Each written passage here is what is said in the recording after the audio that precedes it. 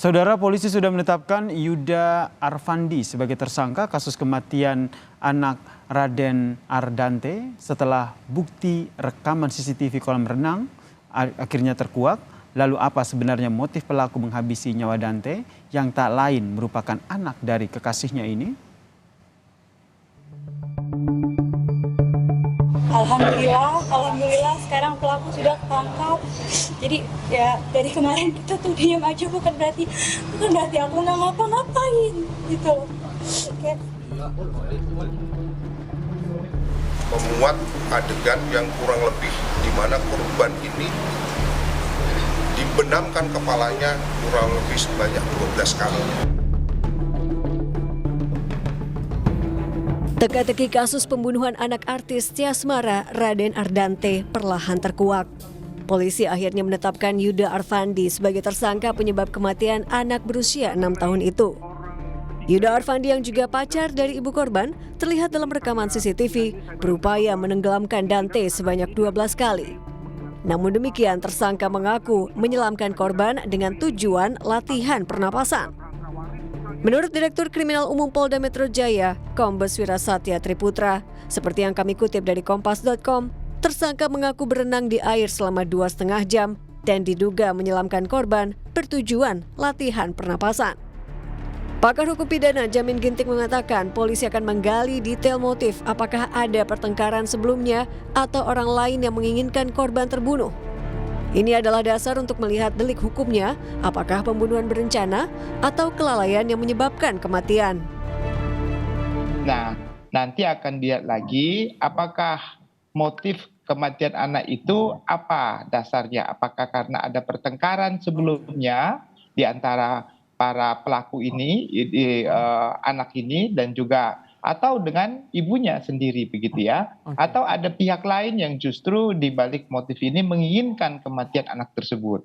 Jadi hal-hal inilah yang akan digali oleh penyidik untuk menentukan kalau memang ada pertengkaran, ada orang lain yang menginginkan kematian anak ini, maka itu sudah masuk dalam konteks perencanaan. Nah, awalnya kasus kematian Dante hanyalah kasus anak tenggelam. Namun kini berubah menjadi pembunuhan berencana usai bukti rekaman CCTV kolam renang menjadi alat bukti yang menguak kebenaran kasus ini. Tim Liputan, Kompas TV.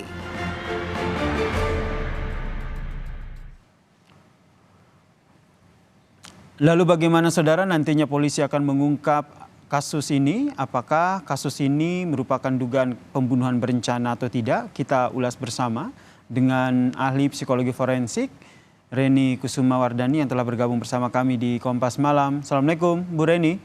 Selamat malam. Mas Yasir, selamat malam. Akhirnya terkuak nih berkat bukti CCTV ini. Kalau merujuk pada bukti CCTV, kemudian juga meskipun ada keterangan dari tersangka yang mengaku bahwa yang ia lakukan adalah bukan menenggelamkan. Ini nanti arahnya akan seperti apa jika kasus ini ingin dikuak oleh polisi?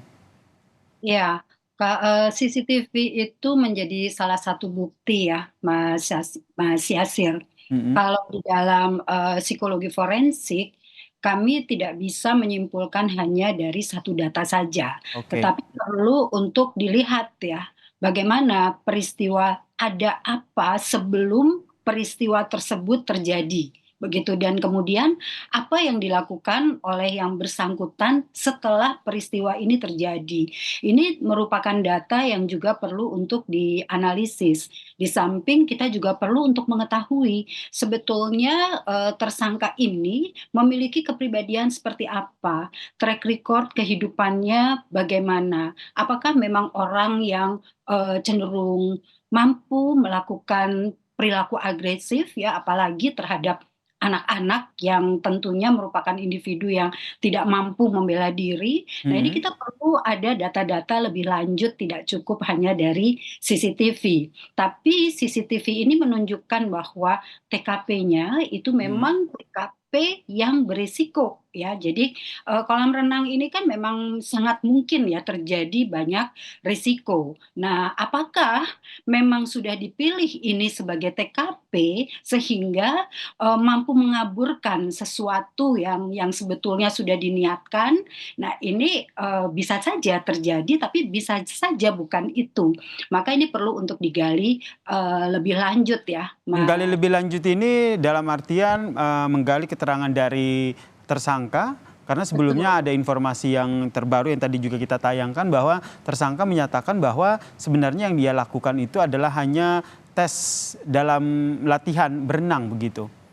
Ya, setiap orang di dalam keadaan terdesak, apalagi terlibat masalah hukum sebagai tersangka, pasti akan berupaya sedemikian rupa mencari alibi ya, mencari alasan, mencari pembenaran terhadap perilakunya dalam rangka mengurangi atau syukur-syukur bisa membebaskan gitu. Jadi saya rasa ini merupakan upaya dari yang bersangkutan ya untuk bisa dipahami seolah yang dilakukan adalah melatih pernafasan. Tentunya di sini perlu investigasi lebih lanjut. Apakah betul orang melatih berenang anak-anak usia 6 tahun begitu ya, harus dilelep-lelepkan seperti itu, ditenggelamkan seperti itu.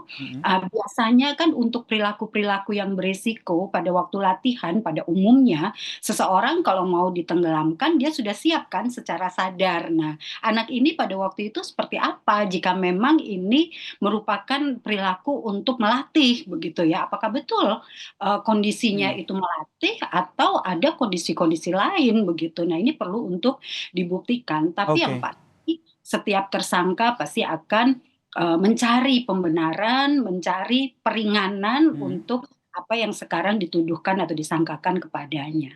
Yang kini juga masih tengah digali adalah sebenarnya apa motif dibalik kasus ini. Dari kacamata psikologi forensik untuk menggali motif, hal apa saja yang nantinya akan menjadi pendekatan dari polisi? Ya, psikologi ini kan mempelajari tentang perilaku ya, baik perilaku yang kasat mata, dia menenggelamkan anak tersebut hingga tidak berdaya dan dibiarkan hingga meninggal dunia. Ini ada perilaku tidak kasat mata.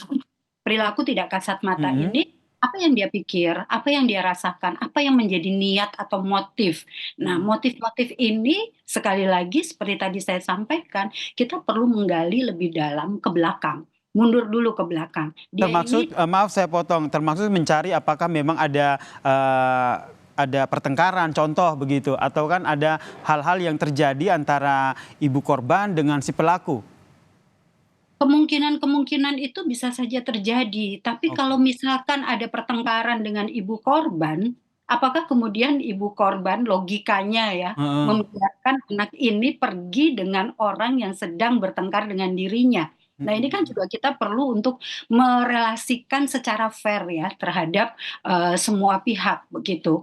Jadi kalau misalkan memang ada masalah dengan ibunya, kenapa ibunya kemudian membiarkan anak ini pergi dengan orang yang sedang bermasalah dengan dirinya gitu. Apakah itu wajar atau tidak begitu ya. Jadi kita memang perlu fair di dalam meneliti apa saja perilaku yang ada di belakang peristiwa ini. Apa saja pikiran-pikiran dan niat-niat yang ada di belakang peristiwa ini begitu. Jadi itu perlu untuk ada investigasi yang lebih lanjut. Sehingga mendudukan perkara motif ini apa, apakah memang ada pembunuhan berencana atau kelalaian yang menyebabkan kematian ya. Kita nantikan ya Ibu, nanti seperti apa nanti penyidikan yang dilakukan oleh polisi. Terima kasih ahli psikologi forensik Ibu Reni Kusumawardani telah bergabung bersama kami di Kompas Malam. Salam sehat Bu Reni.